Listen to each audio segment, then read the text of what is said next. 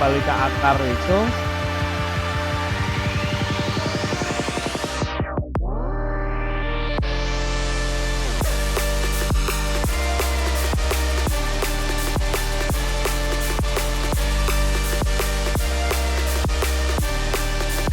Ini dari motif-motif yang gue desain pakai AI juga.